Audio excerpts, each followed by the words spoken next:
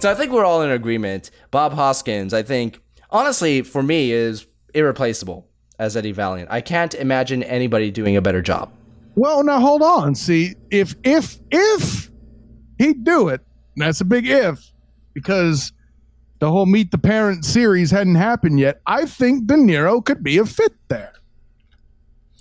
See, the problem is, it's also another issue of recognizability. And watching Robert De Niro in that role, I would be seeing Robert De Niro interacting with cartoons. Bob Hoskins disappears in the role. And let me actually, I make the point.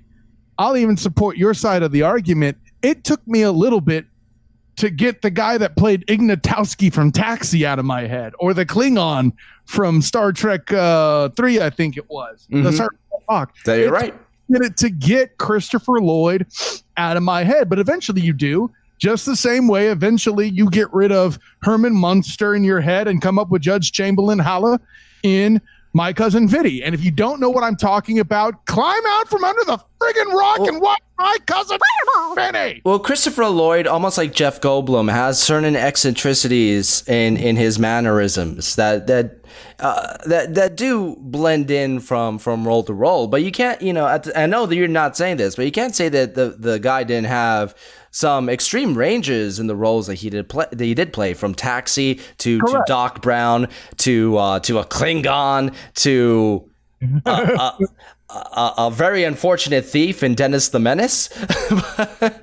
Honestly, I don't like Dennis the Menace. The only reason I watched it as a kid was because as a kid I watched it because of Walter Matthau. I'm screwed up in many ways, but let me be clear: Walter Matthau is the man, Mr. Wilson of all fireballs time. Brilliant casting. I can't imagine anybody else playing Mr. Wilson than Walter Matthau. But from the moment Christoper Lloyd has his big entrance where he jumps off a train, and the first thing that you see is his shadow.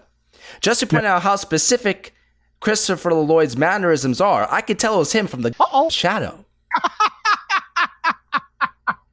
I could do the same with Jeff Goldblum. There's just something about the way they speak and they move that makes them the cinematic treasures that they are. Do you think his shadow would be part of the tour? And it would eat the tourists.